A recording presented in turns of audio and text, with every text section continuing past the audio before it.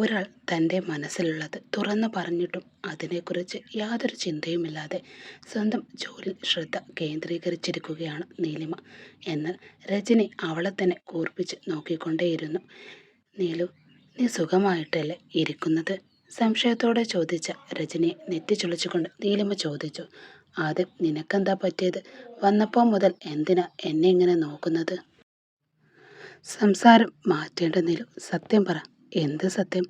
തിരിച്ചു വാദിച്ചവളെ രൂക്ഷമായി നോക്കിക്കൊണ്ട് രജനി ചോദിച്ചു. ഇന്നലെ ഓഫീസിൽ എന്താ ഉണ്ടായത്? ജഗൻ സാർ എന്താ നിന്നോട് പറഞ്ഞത്? നീ എന്തിനാ ഒരുമാതിരി അവിടെ നിന്നും ഇറങ്ങിപ്പോന്നത്? നിന്റെ കണ്ണുപോലും ആ സമയം നിറഞ്ഞിട്ടുണ്ടായിരുന്നല്ലോ. ഒന്നിനു പുറകെ ഒന്നായി വന്ന ചോദ്യങ്ങൾ കേട്ട് നീലിമ കൈ ഉയർത്തി അവളെ തടഞ്ഞു.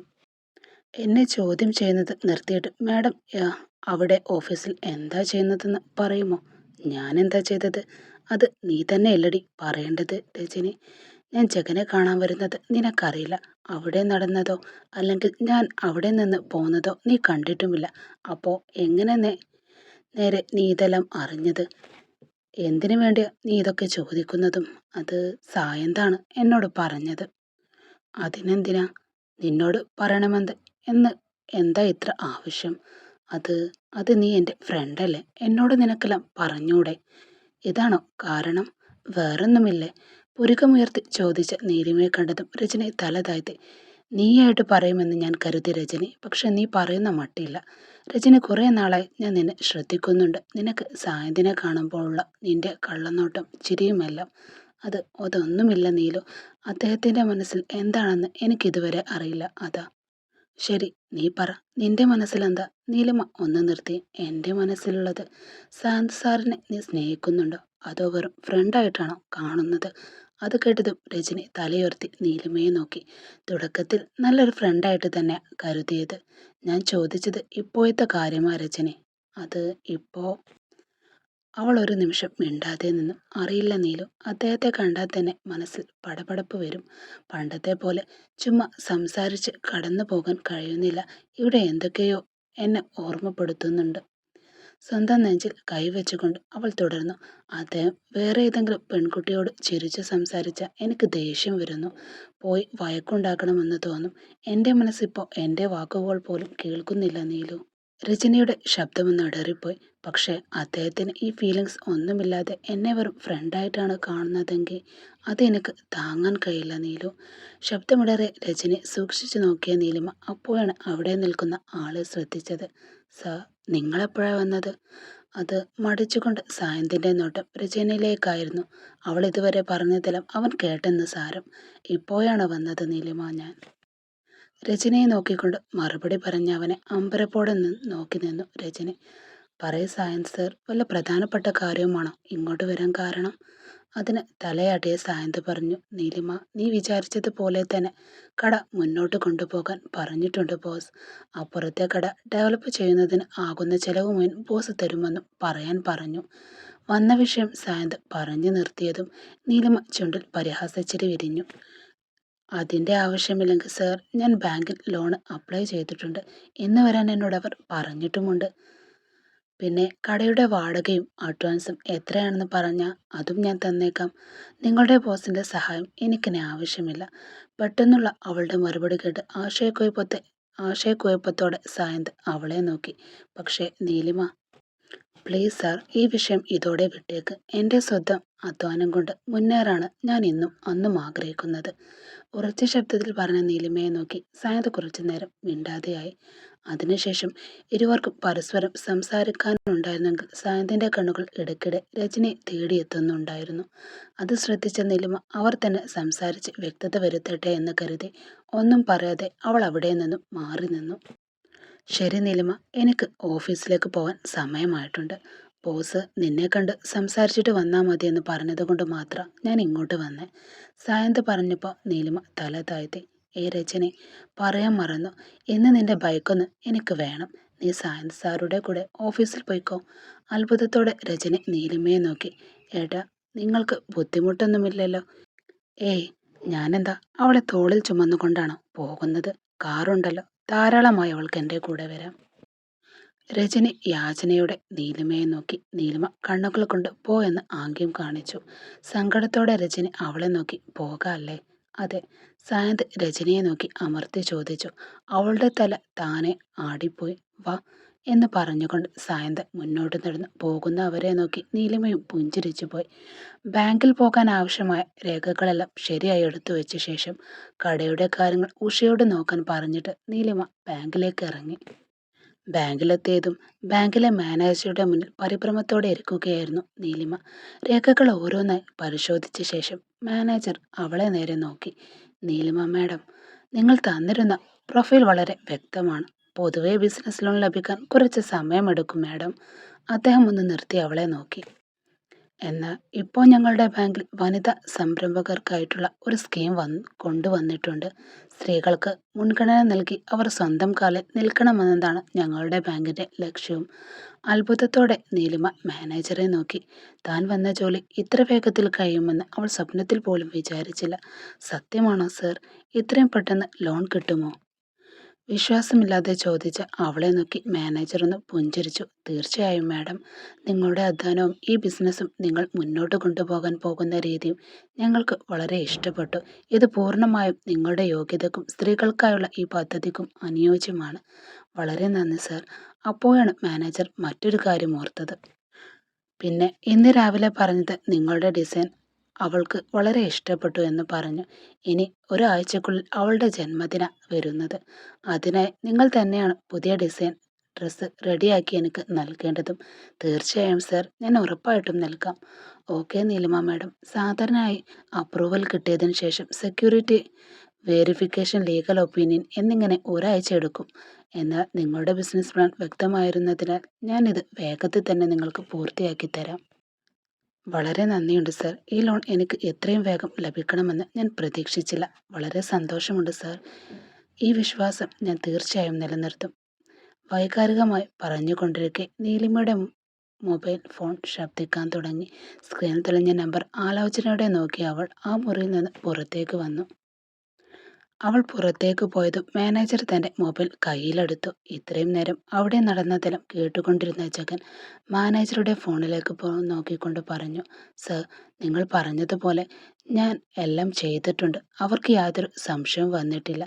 ഇനിയും ഒരാഴ്ചക്കുള്ളിൽ അവരുടെ അക്കൗണ്ടിലേക്ക് പണം എത്തും. മറുതലക്കൽ നിന്ന് പറഞ്ഞ് ശ്രദ്ധയോടെ കേട്ട ശേഷം അയാൾ വിനയത്തോടെ മറുപടിയും നൽകി. തീർച്ചയായും സർ. നന്ദി. നീലിമ മാഡമാണോ?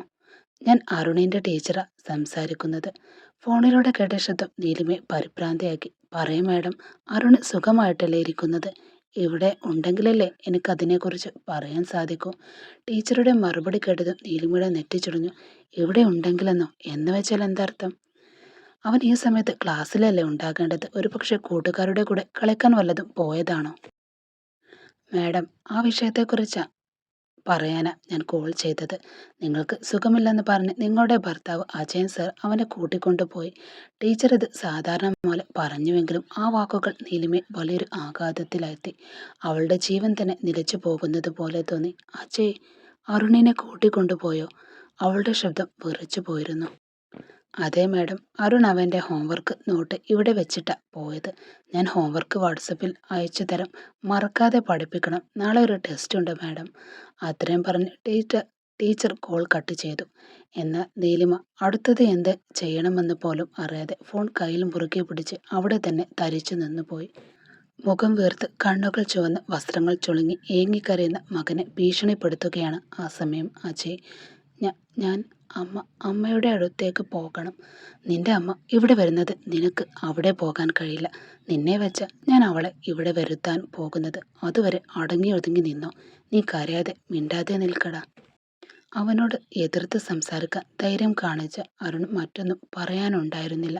അവൻ ഭയത്തോടെ അച്ഛനെ നോക്കി തലയാട്ടി. പറ്റില്ല, ഞാനിപ്പോൾ തന്നെ അമ്മയുടെ അടുത്തേക്ക് പോകണം. അമ്മ അവിടെ നിന്നാൽ കരഞ്ഞുകൊണ്ടേയിരിക്കും. അമ്മ അവിടെ ഉണ്ടെങ്കിൽ സന്തോഷത്തോടെ ഇരിക്കും. ഞാൻ അമ്മയുടെ അടുത്തേക്ക് പോകുകയാണ്. എന്നെ വിടാൻ കൂട്ടാക്കാതെ അജയ് അവൻ്റെ കയ്യിൽ മുറുകെ പിടിച്ചു. രക്ഷപ്പെടാൻ ശ്രമിച്ച കുഞ്ഞിനെ കവിളത്ത് അടുത്ത നിമിഷം അജയുടെ കൈ ആഞ്ഞു പതിച്ചു. അമ്മ, ആ വേദന സഹിക്കാനാവാതെ അരുൺ ഉറക്കെ കരയാൻ തുടങ്ങി. ആ കരച്ചിൽ കേട്ട് പരിഭ്രാന്തിയോടെ ഓടിയെത്തിയ ശാരദാമ്മ വന്ന വേഗത്തിൽ അരുണെ വാരിയെടുത്തു. അയ്യോ എൻ്റെ കുഞ്ഞെ! കുഞ്ഞിനെ മുഖത്തെ ചുവന്ന പാട് കണ്ടതും അവരുടെ കണ്ണുകൾ ദേഷ്യം നിറഞ്ഞു. ഡാ, നിനക്ക് എന്താടാ? എന്തിനാ ചെറിയ കുട്ടിയെ തല്ലി ഉപദ്രവിക്കുന്നത് നീ? അജയ് യാതൊരു കുറ്റബോധവുമില്ലാതെ അമ്മയെ നോക്കി. അതെ, എനിക്ക് ഭ്രാന്ത് തന്നെയാ തള്ളെ. ഇവനും ഇവന്റെ അമ്മയും എന്നെ ഭ്രാന്തനാക്കുകയാ. നീലിമ ഇവിടെ വരണം. അവൾ വരുന്നത് വരെ ഞാൻ ഇങ്ങനെ തന്നെ ചെയ്യും. നടക്കുന്നതെല്ലാം കണ്ടുനിന്ന രേവതിക്ക് അജയുടെ പ്രവൃത്തി ഭയമുണ്ടാക്കി. ഇതുവരെ ഒരു തവണ പോലും രാജൻ സ്വന്തം കുട്ടിയെ ഇങ്ങനെ തല്ലിയത് അവൾ കണ്ടിട്ടേയില്ല. അമ്മയോടുള്ള സ്നേഹത്തിൽ ഓടി വരുന്ന മകളെ തള്ളി മാറ്റി വഴക്ക് പറഞ്ഞു വിട്ടതും ചിലപ്പോഴൊക്കെ തല്ലിയതുമെല്ലാം അവളുടെ മനസ്സിലേക്ക് ഓടിയെത്തി. സ്വന്തം പ്രവൃത്തിയോടെ തന്നെ അവൾക്ക് ആ നിമിഷം അറപ്പ് തോന്നി. അജയ് ക്രൂരമായ ചിരിയോടെ പറഞ്ഞു, എൻ്റെ കുട്ടിയെ വിട്ടേക്ക്. അരുണില്ലാതെ എനിക്ക് ജീവിക്കാൻ കഴിയില്ല. ഞാൻ ഇനിമേൽ നിങ്ങളെ വിട്ട് എങ്ങോട്ടും പോകില്ല. ഞാൻ ഇവിടെ തന്നെ നിന്നോളും എന്ന് എൻ്റെ കാലിൽ പിടിച്ച് കെഞ്ചി കരയണം അവൾ. അത് കണ്ട് എനിക്കൊന്ന് ആസ്വദിക്കണം. മകന്റെ വായിൽ നിന്ന് പുറത്തു വന്ന ആ ക്രൂരമായ വാക്കുകൾ കേട്ട് ശാരദാമ്മക്ക് ദേഷ്യം അടക്കാനായില്ല. അതേസമയം വലിയ മീറ്റിംഗ് ഹാളിൽ ഒരു തരത്തിലുള്ള പരപരപ്പ് പടർന്നുകൊണ്ടേയിരുന്നു. വസ്ത്രരൂപകൽപ്പന പ്രദഗ്ധരായ വിദഗ്ധരും പുതിയ കളക്ഷനുകൾ വിപണിയിൽ അവതരിപ്പിക്കാൻ കാത്തിരിക്കുന്ന മാർക്കറ്റിംഗ് ടീമുകളും തങ്ങളുടെ സീറ്റുകൾ ശ്രദ്ധയോടെ ഇരിക്കുകയാണ്. ആ വലിയ മീറ്റിംഗ് ഹാളിൽ മേശയുടെ തലപ്പത്തിരുന്ന ജഗൻ തൻ്റെ ഗംഭീരമായ ശബ്ദത്തിൽ സംസാരിക്കാൻ തുടങ്ങി. വൈഗ ഗ്രൂപ്പിൻ്റെ അടുത്ത ന്യൂ കളക്ഷൻ ലോഞ്ച് ഡേറ്റ് അടുത്തു. സാധാരണ ചെയ്യാറുള്ളതുപോലെ പേരിനൊരു ചടങ്ങാക്കാതെ ഇത്തവണ കുറച്ചുകൂടി സ്പെഷ്യലായി ചെയ്യണമെന്ന് ഞാൻ ആഗ്രഹിക്കുന്നത്. ലീഡർമാരിൽ ഒരാൾ ആവേശത്തോടെ ജഗനോടായി പറഞ്ഞു. വേണം സർ. ഡിസൈനുകളെല്ലാം വളരെ നന്നായിട്ടുണ്ട്. ഓരോന്നും വ്യത്യസ്തവും മനോഹരവുമാണ് സർ. എന്നാൽ ഈ ഡിസൈനുകളുടെ ഉടമ ആരാണെന്ന് താങ്കൾ ഇതുവരെ പറഞ്ഞില്ലല്ലോ? ജഗന്റെ മുഖത്ത് ഒരു ചെറു പുഞ്ചിരി വിരിഞ്ഞു. വളരെ വേഗം തന്നെ അവരെ നിങ്ങൾക്കെല്ലാവർക്കും പരിചയപ്പെടും. അദ്ദേഹം ഡിസൈനുകളൊക്കെ നോക്കി തുടർന്നു. കസ്റ്റമർ കയ്യിലെടുത്ത് തൊട്ടു നോക്കുമ്പോൾ തന്നെ അതിൻ്റെ ഗുണനിലവാരം അവർക്ക് തന്നെ മനസ്സിലാകണം. അതിലെ മാർക്കറ്റിംഗ് ടീമിലെ ഒരാൾ പറഞ്ഞു, സർ, പ്രമുഖ മോഡലുകളെ വെച്ച് ഒരു ഫാഷൻ ഷൂട്ട് നടത്തി സോഷ്യൽ മീഡിയയിൽ കാമ്പയിൻ ആരംഭിക്കുന്നതാണ് വിചാരിച്ചു വെച്ചിരിക്കുന്നത്. ഇല്ല, ഇത്തവണ നമുക്ക് വ്യത്യസ്തമായിട്ട് തന്നെ ചെയ്യണം. എന്തോ ആലോചിച്ചുകൊണ്ട് ജഗൻ അവരോടായി പറഞ്ഞു. നമ്മുടെ വർക്കേഴ്സിനെയും അവരുടെ അധ്വാനത്തെയും കഴിവുകളെയും എല്ലാവരുടെയും മുന്നിലേക്ക് കൊണ്ടുവരണമെന്ന ഞാൻ കരുതുന്നത്. വലിയ വലിയ മോഡലുകൾ വന്ന് പരസ്യം ചെയ്യുന്നതിനേക്കാൾ ഇതിലൊക്കെ നിർമ്മിക്കുന്ന നമ്മുടെ വർക്കേഴ്സ് വെച്ച് പരസ്യം ചെയ്താൽ അത് ആളുകളിലേക്ക് വേഗം എത്തിച്ചേരും. വാവ്, സൂപ്പർ സർ, അത് നല്ലൊരു ഐഡിയ. നമുക്ക് അങ്ങനെ തന്നെ ചെയ്യാം. ടീം ഹെഡ് ആവേശത്തോടെ പറഞ്ഞു തീർക്കും മുമ്പേ ഒരു ഫോൺ റിംഗ് ചെയ്യുന്ന ശബ്ദം ആ മുറിയിൽ മുഴങ്ങിക്കേട്ടു. എല്ലാവരുടെയും ശ്രദ്ധ ഒരുപോലെ അങ്ങോട്ട് തിരിഞ്ഞു. മിസ് രജനി, മീറ്റിംഗ് വരുമ്പോൾ മൊബൈൽ സൈലന്റ് ഇടണമെന്ന് അറിയില്ലേ നിനക്ക്? നോൺസെൻസ്, അവളുടെ സീനിയർ ദേഷ്യത്തോടെ ചോദിച്ചു. Sorry sir. മാപ്പ് അപേക്ഷിച്ചുകൊണ്ട് രജനി ഉടനെ കോൾ അറ്റൻഡ് ചെയ്തു. മറുതലക്ക് നിന്നുള്ള ശബ്ദം കേട്ടതോടെ അവളുടെ മുഖത്തെ ഭാവം പെട്ടെന്ന് മാറി. പരിഭ്രമം അവളുടെ കണ്ണുകളിൽ തിളഞ്ഞു. എന്താ നീലിമ നീ പറഞ്ഞത്? ഇതെപ്പോഴോ നിനക്കെല്ലാം സംഭവിച്ചത്? നീ അവിടെ തന്നെയാണ് തനിയെ പോകാനാണോ പോകുന്നത്? നിൽക്ക്, ഞാനും കൂടെ നിന്റെ കൂടെ വരാം. രചനയുടെ വാക്കുകൾ കേട്ട് മീറ്റിംഗിലുണ്ടായിരുന്ന എല്ലാവരും അവളെ വിചിത്രമായി നോക്കി. എന്നാൽ മറുതലക്കിൽ നിന്നുള്ള കോൾ അപ്പോഴേക്കും കട്ടായിരുന്നു. നീലിമ എന്ന പേര് കേട്ടതും ജഗന്റെ മുഖഭാവം തന്നെ മാറി. ഒരു നിമിഷം പോലും പായാക്കാതെ അവൻ അവിടെ നിന്നും പുറത്തേക്ക് നടന്നു. എനിക്ക് അമ്മയുടെ അടുത്തേക്ക് പോകണം. ഇപ്പോഴും കരച്ചിൽ നിർത്താതെ അരുൺ വിങ്ങിക്കൊണ്ടേ പറഞ്ഞു. ഇവിടെ നിൽക്കാൻ എനിക്ക് ഒട്ടും ഇഷ്ടമില്ല. I hate you my daddy. Sharadamma Arun പറയുന്നത് കേട്ട് മകനെ നോക്കി. എനിക്കും നിന്റെ അച്ഛനെ കണ്ടാൽ ഇപ്പോൾ ഇഷ്ടമേ അല്ലടാ. വരുന്ന ദേശത്തിന് കഴുത്ത് ഞെരിച്ച് കൊന്നുകളയാൻ തോന്നും. എന്ത് ചെയ്യാനാ, ഒരൊറ്റ മകനെ അല്ലേ എന്ന് കരുതി സഹിക്കുന്നതാ മോനെ ഞാൻ. അവർ കുഞ്ഞിനെ ആശ്വസിപ്പിച്ചു. നീ കുറച്ചെങ്കിലും കയക്കു കുട്ട. നിന്റെ അമ്മ വന്ന് നിന്നെ കൂട്ടിക്കൊണ്ടു പോയിക്കോളും. അരുൺ കണ്ണുകൾ ചുവപ്പിച്ച് അജയെ നോക്കി. അത് മാത്രം നടക്കില്ല. എൻ്റെ കുഞ്ഞിനെ ഞാൻ. അവൻ്റെ വാക്കുകൾ പൂർത്തിയാകുന്ന മുമ്പേ വാതിൽക്കൽ നിന്ന് കടുപ്പമുള്ള ശബ്ദം അവിടെയാകെ മുഴങ്ങി. ഞാൻ കൂട്ടിക്കൊണ്ടു പോകും. എല്ലാവരുടെയും കണ്ണുകൾ വാതിലേക്ക് തിരിഞ്ഞു. അവിടെ ഉറച്ചു നിൽക്കുന്നത് നീലിമയായിരുന്നു. അമ്മ. ആ അമ്മയെ കണ്ടതും അരുൺ കരഞ്ഞുകൊണ്ട് അവളുടെ അടുത്തേക്ക് ഓടാൻ തുടങ്ങി. പക്ഷെ അജയ് അവൻ്റെ കൈ പിടിച്ചു തടഞ്ഞു. വാ നീലിമ, വാ. നീ എന്താ അവിടെ തന്നെ നിൽക്കുന്നത്? ഇത് നമ്മുടെ വീടാണ്. നിനക്ക് ധൈര്യമായി അകത്തേക്ക് വരാം. എൻ്റെ ഭാര്യയെ നിനക്കിവിടെ എല്ലാ അവകാശവുമുണ്ട്. അവൻ്റെ വാക്കുകൾ കേട്ട് നീലിമയുടെ കണ്ണുകൾ ഉറപ്പ് നിറഞ്ഞു. നിന്നെ ചെരുപ്പൂഴി അടിക്കാനുള്ള അവകാശം എനിക്കില്ലേ? അടിക്കട്ടെ. അജയ് കോപത്തോടെ അവളെ നോക്കി. ഏയ്, എന്താടി നീ മര്യാദയില്ലാതെ സംസാരിക്കുന്നത്? നീ സമ്പാദിക്കാൻ തുടങ്ങുന്നു എന്ന അഹങ്കാരമാണോടി നിനക്ക്? പല്ല് തല്ലിക്കൊഴിക്കും ഞാൻ. നീലിമയുടെ ശബ്ദം കൂടുതൽ ഉറപ്പായി. അങ്ങനെ കരുതുന്നുണ്ടോ നിങ്ങൾ? അതുകൊണ്ടാണല്ലേ ഒന്നും വേണ്ടെന്ന് വെച്ച് ഡിവോഴ്സ് പേപ്പറിൽ ഞാൻ ഒപ്പിട്ട് തന്നത്. പിന്നെ എന്തിനാ എന്നെയും എൻ്റെ കുഞ്ഞിനെയും ശല്യം ചെയ്യുന്നത്? ഡിവോഴ്സ് പേപ്പർ നീ ഒപ്പിട്ടാൽ മതിയോടി, ഞാൻ ഒപ്പിടണ്ടേ? ഞാനിടില്ല. മര്യാദക്ക് കുടുംബമായി അടങ്ങിയൊതുങ്ങി ജീവിക്കാൻ നോക്ക് എൻ്റെ കൂടെ നീ. നീലിമ പരിഹാസത്തോടെ ചിരിച്ചു. കുടുംബം, അച്ചടക്കം, നിയന്ത്രണം ഇതൊക്കെ സ്ത്രീകൾക്ക് മാത്രമാ. പുരുഷന്മാർ എന്ത് ചെയ്താലും ഈ സമൂഹം ഒന്നും പറയില്ല. അതെ, ഒരു പെണ്ണ് ഒറ്റയ്ക്ക് നിന്ന് സ്വതന്ത്രമായി ജീവിച്ചാൽ അപ്പോൾ മാത്രം ഈ സമൂഹം ഞങ്ങളെ കുറ്റം പറയും. അവൾ അരുണിൻ്റെ കൈ പിടിച്ചു. വാ അരുൺ, നമുക്ക് പോകാം. ഇവരോടെല്ലാം വെറുതെ വായിട്ടലക്കുകയാ. പക്ഷെ അജയ് വീണ്ടും തടഞ്ഞു. നീ ഒറ്റക്കാണോടി ഇവനെ ഉണ്ടാക്കിയത്? ഞാനില്ലാതെയാണോ നീ ഇവനെ പ്രസവിച്ചത്? നിനക്കുള്ള എല്ലാ അവകാശവും എനിക്കുമുണ്ട്. അരുൺ എൻ്റെ കൂടെ തന്നെ നിൽക്കും. നീയും ഇവിടെ തന്നെ നിൽക്കണം. അവൻ പുച്ഛത്തോടെ തുടർന്നു. ആവശ്യമില്ലാതെ വീരവാദം പറയാതെ പോയി ഞങ്ങൾക്കെല്ലാവർക്കും ഭക്ഷണം പാകം ചെയ്യാൻ നോക്ക്. ഇതുവരെ നീ ചെയ്തതെല്ലാം ഞാൻ മാപ്പാക്കി തന്നേക്കാം. അവൻ്റെ വാക്കുകൾ കേട്ട് നീലിമ അങ്ങേയറ്റം വെറുപ്പോടെ അവനെ നോക്കി. നീ എന്നെ മാപ്പാക്കി സ്വീകരിക്കാൻ ഞാൻ നിന്റെ ആരാണടാ? എനിക്ക് നിന്നെ ആവശ്യമില്ല. നിന്നെപ്പോലൊരു നീചനും ചതിയൻ്റെയും കൂടെ ജീവിക്കാൻ എനിക്ക്. വാക്കുകൾ പൂർത്തിയാക്കുന്നതിന് മുമ്പ് അജയുടെ കൈ അവളുടെ കഴുത്തിൽ മുറുകെ പിടിച്ചിരുന്നു.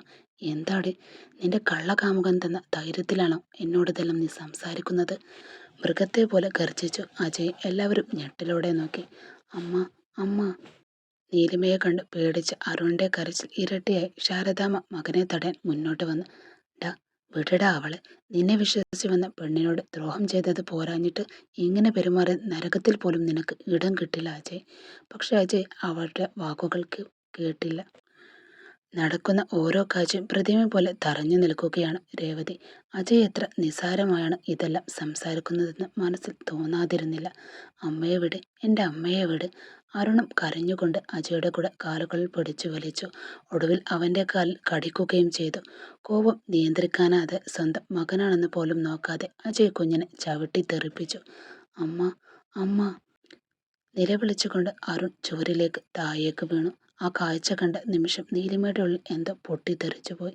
എവിടെ നിന്നോ അവൾക്ക് വലിയൊരു ധൈര്യം ലഭിച്ചു. അടുത്ത നിമിഷം അജയ് ഒരൊറ്റ തള്ളിയവൾ അവനെ ക്രൂരമായി തല്ലാൻ തുടങ്ങി. അപ്രതീക്ഷിതമായ ആ പ്രഹരത്തിന് കാലിടറി അജയ് താഴേക്ക് വീണു. അവൻ്റെ നെഞ്ചിലേക്ക് കയറിയിരുന്ന് നീലിമ ശക്തമായി ചവിട്ടി. അവളുടെ കണ്ണുകളിൽ ഇനി കണ്ണുനീരുണ്ടായിരുന്നില്ല. അവിടെ നിറഞ്ഞു നിന്നത് വർഷങ്ങളായി അടക്കി വെച്ച വേദനയും രോഷവുമാണ്. ശാന്തയായ പെണ്ണ് ഒരു ഭദ്രയായി മാറി.